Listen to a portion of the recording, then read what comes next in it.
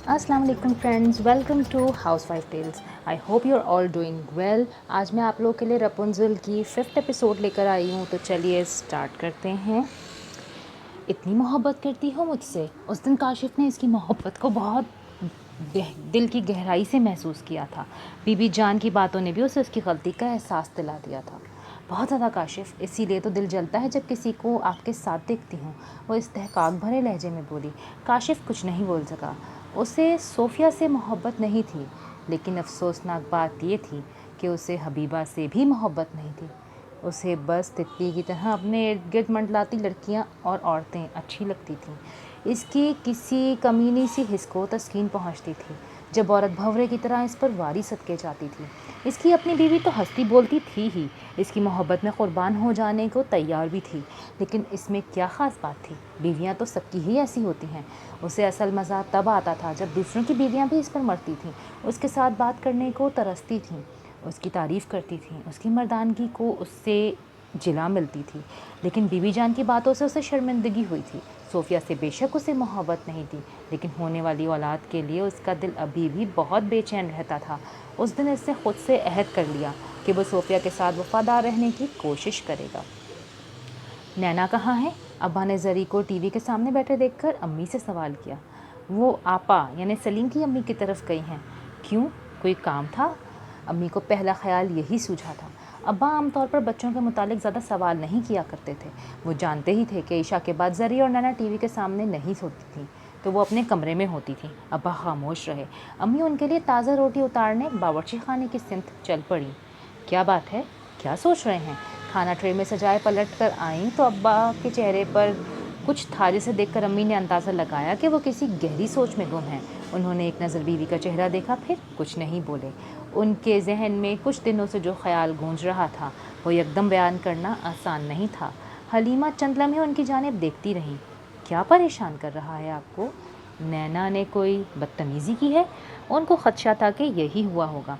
आप दिल पर मत लें, उसकी तो आदत है। उन्होंने साथ ही तसल्ली देनी चाहिए। अब्बा ने नज़र भर के उन्हें देखा, फिर फ़ौरन नफ़ी में सर हिला दिया। अरे नहीं भाई, अब ऐसी भी बदतमीज़ नहीं है वो। तुम्हारे साथ ज़रा लाड प्यार में ज़बान चलाती रहती है, वरना मेरे साथ तो कभी ज़बान दराज़ी नहीं की। वो मुस्कुराते हुए इनकी हिम्मत बंधा रहे थे। हाँ, मैंने तो इसकी जायदाद ज़ब्त कर रखी है ना, अम्मी चिढ़कर बोली। अब्बा ने कोई जवाब नहीं दिया और ट्रे को अपने सामने कर लिया। अम्मी जग से पानी निकाल कर उनके सामने रखते हुए उनके चेहरे को गौर से देख रही थी। जरी टीवी में मगन थी। ये अपनी नैना सलीम से कितनी छोटी है? उन्होंने नवाला मुंह में रखते हुए एकदम सवाल किया।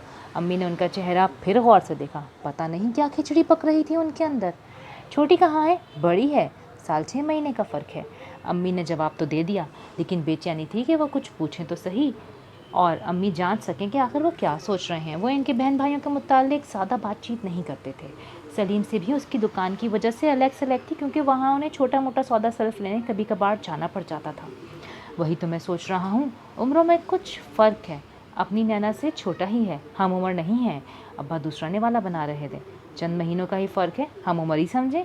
अब की बार अम्मी ने लापरवाही से कहा था। अब्बा सहलाते हुए खाना खाने लगे, लेकिन चेहरे पर अभी भी कुछ परेशानी सी झलकती थी।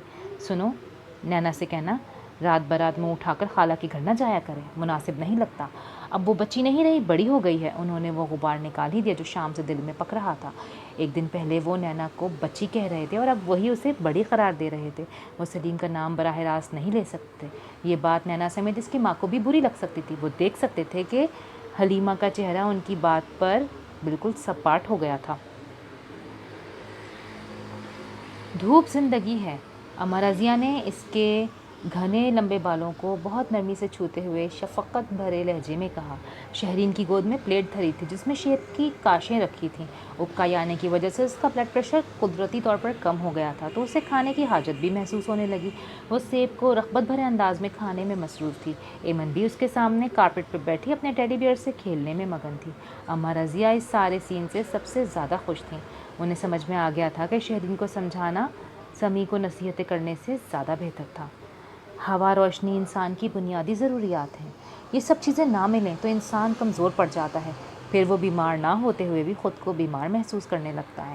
تم خود کو دیکھو، کتنی کمزور ہو گئی ہو، آنکھوں کے نیچے ہلکے ہو گئے ہیں، اتنی اکتائی ہوئی کیوں رہتی ہو بیٹی؟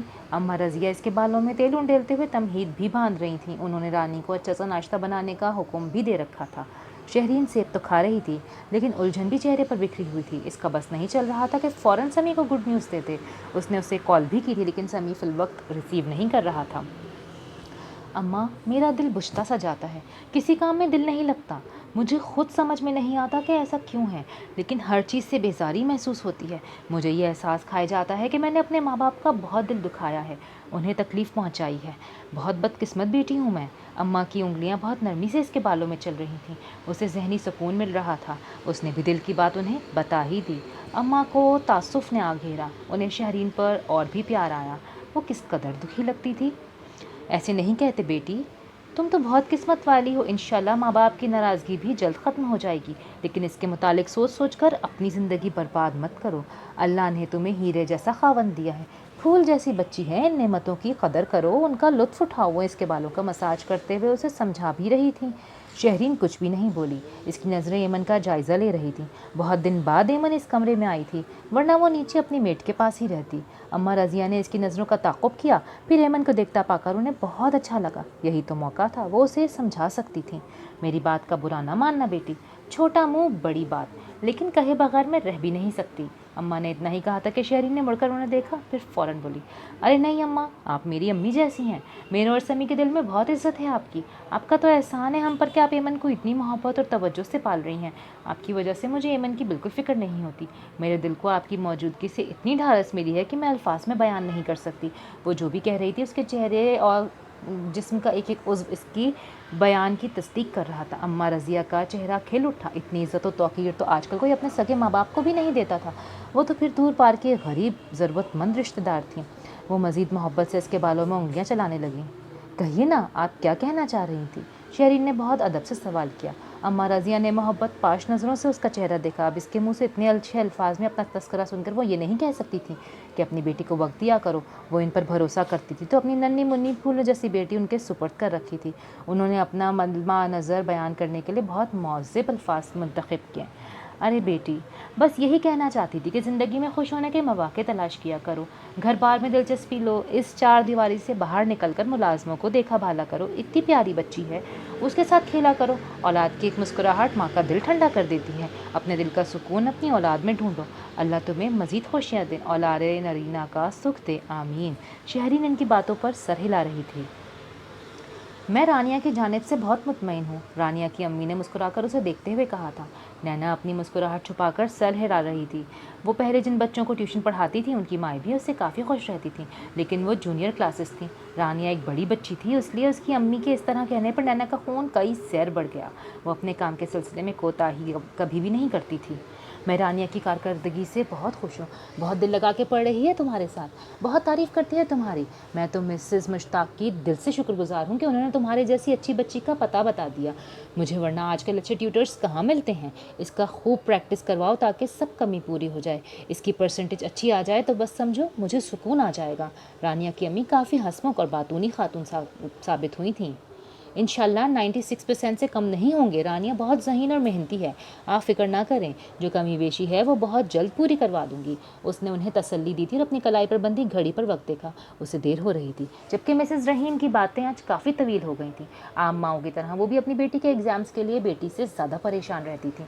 انشاءاللہ میں واقعی بہت مطمئن ہوں، بیٹھے بٹھائے اتنی اچھی ذہین و فطین، قابل اور محنتی ٹیچر مل جانا کسی نعمت سے کم نہیں۔ میں تو جتنا شکر ادا کروں کم ہے، اسی لیے میں یہ چاہ رہی تھی کہ تم اسے اردو بھی پڑھا دیا کرو۔ انہوں نے ٹانگ پر ٹانگ رکھ کر اپنا مدعا بیان کیا۔ نینا جو اپنی تعریفیں سن سن کر خوشی سے پھولے نہیں سما رہی تھی کو دل ہی دل میں جھٹکا لگا۔ اس نے چہرے پر مسکراہٹ قائم رکھتے ہوئے تھوک نکلا، اردو سے تو اس کی اپنی بھی جان جاتی تھی۔ آج کل کے انگلش میڈیم کے بچے اردو میں اتنے کمزور ہیں کہ اب اس مضمون کو بھی ٹیوشن دینی پڑتی ہے۔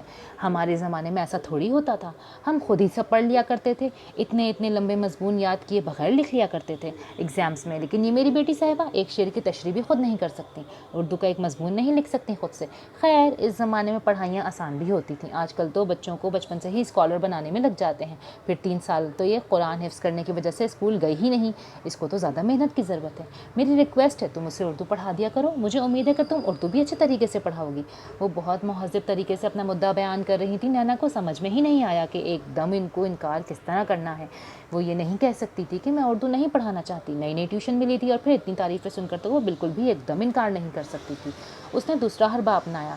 پڑھانے کا تو کوئی مسئلہ نہیں, میں آرام سے کروا دیتی اردو بھی, لیکن آپ جانتی ہیں مجھے یہاں سے یونیورسٹی جانا ہوتا ہے. 9 بجے میری کلاس ہوتی ہے. وہ سب سے بہتر اور مناسب بہانہ تھا. رانیہ کی امی نے تعصب سے سر ہلایا. او ہو, یہ تو واقعی مسئلہ ہے, لیکن میں زیادہ وقت نہیں لوں گی تمہارا, صرف 45 منٹ. اتنا وقت ہی کافی ہے, وہ اصرار کر رہی تھی. رانیہ مسکرائی. دل ہی دل میں اسے اس کی بات کی بہت خوشی تھی کہ وہ اس کے کام سے اتنی مطمئن تھی کہ مزید وقت کے ساتھ منت سماجت تک اتر آئی تھیں. مسز رحیم, یقین کیجیے میرے پاس وقت نہیں ہوتا. میں 45 منٹ تو دور کی بات 10 منٹ بھی نہیں نکال سکتی. آپ کے گھر سے نکلتی ہوں تو بھاگتے بھاگتے اسٹاپ تک جاتی ہوں. ذرا سی دیر ہو جائے تو یونیورسٹی بس مس ہو جاتی ہے. اس نے سہولت سے انکار کرنا چاہا. وقت تو وہ نکال سکتی تھی, لیکن اردو پڑھانا اس کے لیے جوئے شیر لانے کے مترادف تھا. وہ میتھس, انگلش, سائنس سبجیکٹس تو کروا سکتی تھی, لیکن اردو معاشرتی علوم سے اس کی جان جاتی تھی. بات تو تمہاری بھی ٹھیک ہے, میں زیادہ اصرار نہیں کرنا چاہتی, لیکن میری بیٹی کی اتنی اچھی ٹیچر کو کوئی پریشانی یا مشکل ہو. وہ بالآخر مان گئی. نینا نے دل ہی دل میں شکر ادا کرنا چاہا, لیکن اگلے ہی لمحے مسز رحیم دوبارہ بولی. میرے پاس ایک آپشن ہے, میں تمہیں ڈرائیور سے یونیورسٹی ڈراپ کروا دیا کروں گی. تم آرام سے 10 منٹ پہلے یہاں سے ڈرائیور کے ساتھ چلی جایا کرنا. انہوں نے حل نکالا. نینا کو اب بیزاری محسوس ہونے لگی. ارے نہیں, آپ کیوں زحمت کرتی ہیں, ایسی بات نہیں ہے. وہ دو ٹوک انکار کرنے کے الفاظ جمع کرنے لگی. زحمت کی بات ہی نہیں ہے. ہمارے گھر کا ڈرائیور ہے, صبح سے شام تک یہاں گھر میں فارغ کھڑا ہوتا ہے, اور یونیورسٹی تک بمشکل 10 منٹ کی ڈرائیو ہے. کوئی مسئلہ ہی نہیں. میں درخواست کرتی ہوں پلیز, چند ایک مہینے کی تو بات ہے. وہ تو جیسے اس کے گھٹنوں میں بیٹھنے کو تیار تھیں. اچھا, میں دیکھتی ہوں کیا کر سکتی ہوں. آپ پلیز ریکویسٹ مت کریں, آپ بڑی ہیں مجھ سے, اچھا نہیں لگتا. اس نے بمشکل انہیں ٹالا. وہ سوچ رہی تھی جب وہ اصرار کر رہی ہیں تو وقت نکال ہی لے. بڑی کہہ کر عزت تو کر رہی ہو, لیکن اب انکار کر کے میرا دل نہ توڑنا. انہوں نے مان بھرے لہجے میں کہا. نینا کو اس لمحے خود اپنے آپ پر بڑا ہی ترس آیا, لیکن وہ چپ رہی. زرمین, بی بی جان نے گلابی لحاف میں لپٹی وہ چھوٹی سی پوٹلی اس کی گود میں رکھ دی. تکلیف, اذیت, انتظار اور بے چینی سب اختتام کو پہنچ گئی. اس نے بسم اللہ پڑھ کر بچی کو تھام لیا. مبارک ہو صوفیہ, اللہ نے تمہیں اپنی رحمت سے نوازا ہے. بی بی جان بہت خوش دکھائی دیتی تھیں. صوفیہ کے دل کا سکون مل گیا. بچپن پیدائش کے وقت جب نرس نے اسے بتایا کہ بیٹی ہوئی ہے تو وہ یہ سوچ کر اداس ہو گئی تھی کہ نہ جانے بی بی جان اور کاشف کا کیا رد عمل ہو. لیکن تیسرے دن گھر آنے کے بعد اسے احساس ہوا کہ وہ غلط سوچ رہی تھی. وہ دونوں تو بے تحاشا خوش تھے. انہوں نے سارے گھر کو تازہ پھولوں سے سجا کر اس کا استقبال کیا تھا. بچی کا عقیقہ اس طرح کیا گیا جیسے صوفیہ کے جاننے والوں میں کسی نے بیٹے کا بھی نہیں کیا ہوگا. سارے خاندان کو مدعو کیا گیا. 7 طرح کے کھانے اور دوسرے لوازمات سے تواضع کرنے کے بعد دیسی گھی والے موتی چور کے لڈو بانٹے گئے. فقیرنیاں وقفے وقفے سے دروازے پر خیرات کے لیے آ رہی تھیں. کئی مدرسوں میں بکرے کے گوشت کے پلاؤ اور زردے کی دیگیں بھجوائی گئیں. بی بی جان نے پوتی کو زرمین نام دیا تھا. اسے اور صوفیہ کو قیمتی سونے کے کنگن پہنائے تھے. ایک پیشہ ور فوٹوگرافر تصویریں کھینچنے کے لیے گھر بلوایا تھا. صوفیہ جب اس گھر میں آئی تھی تو بھی اس کے استقبال میں کوئی کسر نہیں چھوڑی گئی تھی, لیکن زرمین کے لیے تو محبت اور پیسہ واقعی پانی کی طرح بہایا گیا تھا. بعد کے آنے والے دنوں میں بھی صوفیہ کے خاندان میں ہر شخص کی زبان پر صوفیہ کی خوش بختی کا چرچا رہتا. بہنیں, بھابیاں, کزنیں سب اس کی قسمت پر ایک بار پھر رشک کرتی رہیں. وہ بہت خوبصورت دن تھے. صوفیہ کے دل سے ہر وسوسہ, ہر برا خیال مٹ کر رہ گیا تھا. کاشف فیکٹری سے گھر آ کر سارا وقت صوفیہ اور زرمین کو دیتا. زرمین میں تو اس کی جان تھی. اسے گود میں لے کر جھلاتا رہتا. اس ننھے وجود سے نہ جانے کون کون سی باتیں کرتا رہتا. صوفیہ دیکھتی اور اللہ کا شکر ادا کرتی.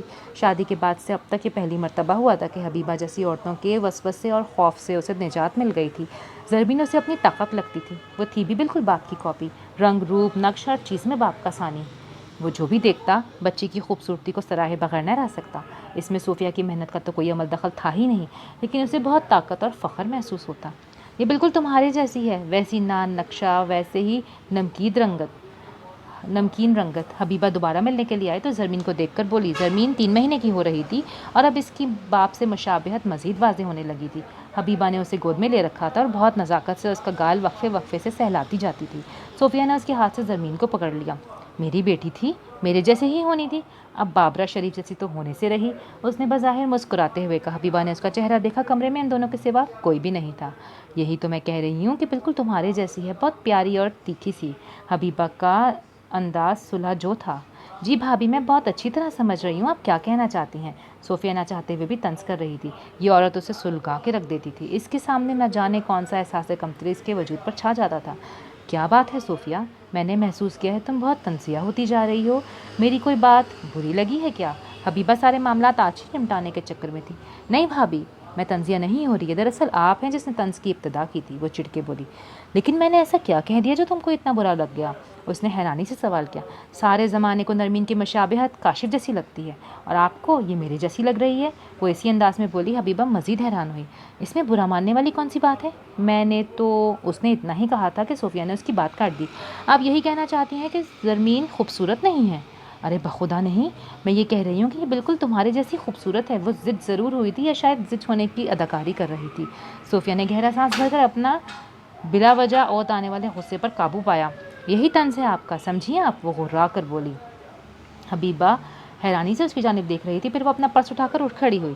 تم پاگل ہو، بالکل پاگل. میں تم سے دور رہوں تو ہی بہتر ہے.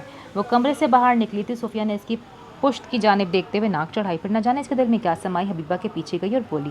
میرے شوہر سے بھی دور رہو. حبیبہ نے مڑ کر اس کی جانب دیکھا، دیکھتی رہی، پھر مسکرائی. چپتی ہوئی تلخ تنزیہ اور زومعینی مسکراہٹ.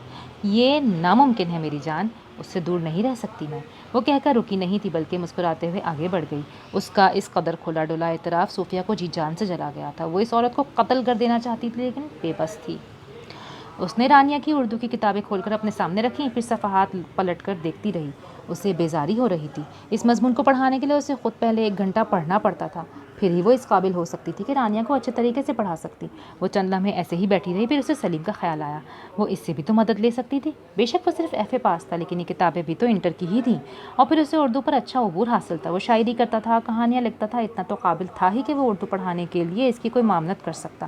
نینا نے کتابیں سمیٹی، دوپٹہ اٹھا کر کندھے پر پھینکا اور چپل پاؤں میں اڑستے ہوئے کمرے سے باہر نکل آئی. امی اپنے کمرے میں تھی، شاید نماز پڑھ رہی تھیں، اور زری شاید واش روم میں تھی کیونکہ پانی گرنے کی آوازیں آ رہی تھیں. نینا نے دروازہ بجا کر اسے نیچے جانے کا بتایا اور سیڑھیاں اتر آئی. شام اتر رہی تھی لیکن ابھی تاریکی مکمل طور پر نہیں پھیلی تھی. اسے یقین تھا کہ اس وقت سلیم اپنی دکان پر مصروف ہوگا. اس نے آخری سیڑھی پر دوپٹے کی پوزیشن درست کی، پھر لمبے لمبے قدم اٹھاتی سلیم کی بیٹھک نما دکان میں آ گئی. وہ اپنا کھاتا کھولے موبائل کان سے لگائے بیٹھا تھا. 25 تاریخ کے بعد وہ حساب کتاب کی پڑتال کر کے ان تمام چیزوں کا آرڈر فون پر ہی دے دیا کرتا تھا جو درکار ہوتی تھی. شام تک بڑے کریانے کے اسٹور کا لڑکا اپنی سزوکی میں اس مطلوبہ سامان کو بھر کر ڈلیور کر جاتا تھا. سلیم بھی موقع پر ادائیگی کر دیتا. یہ اس کے لیے بہت سہولت ہو گئی تھی کہ فون پر ہی کام ہو جاتا تھا. کہیں جانے کی مشکل نہیں تھی یا کسی کا احسان لینا بھی نہیں پڑتا تھا. سامان چھوڑ کر جانے والا لڑکا خود اس کے ساتھ مل کر مدد کرواتے ہوئے سامان دکان کے اندر رکھوا دیتا. وہ اسی حساب کتاب میں مشغول تھا. نینا کو دیکھ کر اس نے جان بوجھ کر بآواز بلند کہا.